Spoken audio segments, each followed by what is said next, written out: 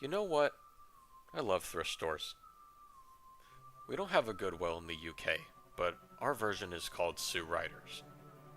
I love finding cheap little bootleg VHS tapes and DVDs, even if they're rumored to be haunted or something cliche like that. I went to a local Sue Riders one day and found an odd looking VHS with the title, Josh's Corner, crudely written onto the sides. I was very interested in this. I brought the item home, along with some blanked out VHS movies.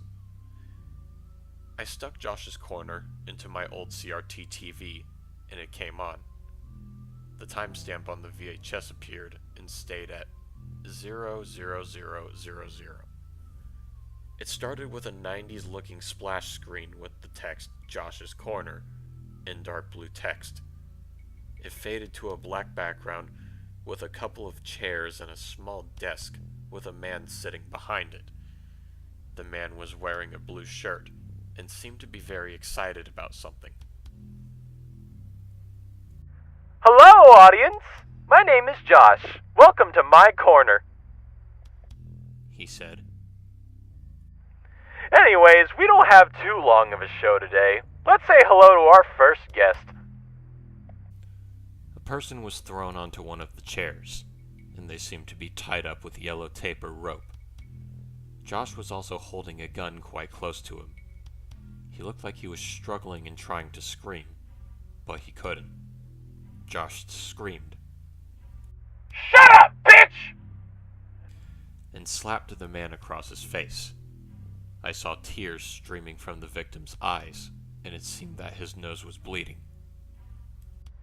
Now, this subject must be punished for his actions. Josh continued. These actions were never specified, but I didn't care and carried on. Let's start the punishing.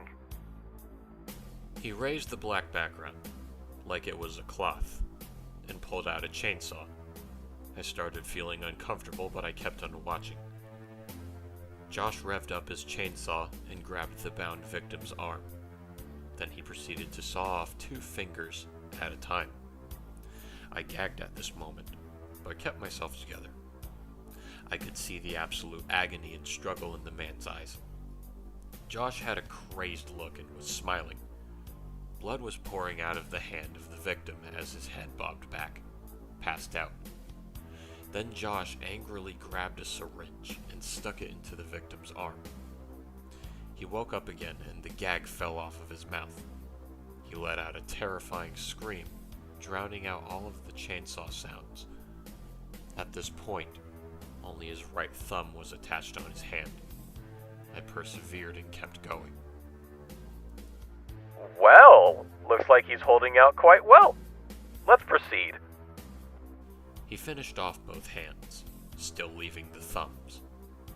The victim was just breathing heavily at this point. No sound was coming out of him. The only sound in the scene was the revving of a chainsaw. Now then, let's begin with the lower parts. Josh speedily puts his chainsaw down, while taking the victim's shoes and socks off.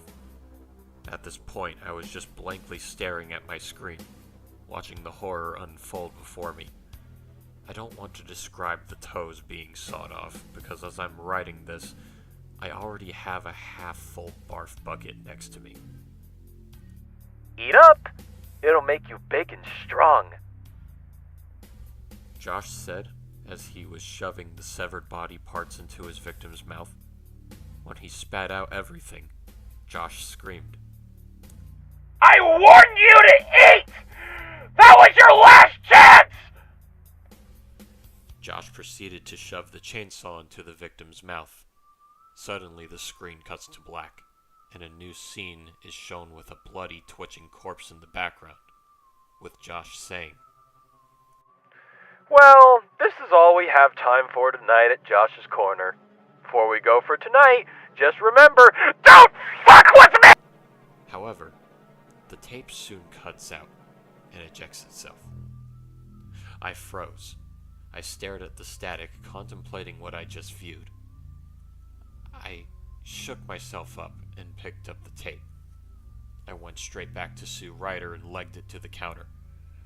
When the clerk asked me what was wrong, I just pointed at the CRT I saw in the back room and held up the tape. We both went into the back and put the tape into the TV. After we finished the tape, I was completely normal and blank while the employee ripped his name tag off of his chest, leaving a hole in his shirt, and ran. I followed him out and he proceeded to throw himself into a nearby river and not coming out. I sat in my car until I heard the shock from my witnesses. Eventually, an ambulance arrived and I quickly drove off. Okay, that was Josh's Corner, written by ImLife1102. 1102. Review time. I really wanted to like this story, to tell you the truth. I really wanted to like it. But it just got gradually worse over time. I don't know, like I find original content that doesn't really have to do with lost episodes of cartoons fairly interesting. And this intrigued me at first. I liked the build up. I liked the introduction that it gave off. Like, oh, they got this VHS tape at Sue Ryder's, and they were interested in it because they didn't exactly know what it was. They took it home, put it in. I liked the build up. It had a small amount of build up, and then instantaneously, it just cut to a murder scene. It cut to, oh, this guy pulls out a dude with a chair, tied in a chair, and then he shoots. No, he doesn't. I don't think he should. He cuts his limbs off, and then he feeds them to him, and then he shoves a chainsaw down his throat, and then it ends. Then the VHS ends. Like, it cuts so rapidly into the story that it's cray-cray. Alright. Like, again, like I said before, it had decent build-up, but it could be a tad bit longer. Maybe add some more dialogue for Josh. Have him do something like actually appealing to kids before going on to doing something like this. And then we get to the ending, which ruined this story for me. So let me get this straight. The protagonist is like frightened by what he saw, and then his first instinct is to take it back to Sue Ryder. Take the VHS tape back to the thrift store to show to the employee instead of bringing it to the police station like you're supposed to, like I would do.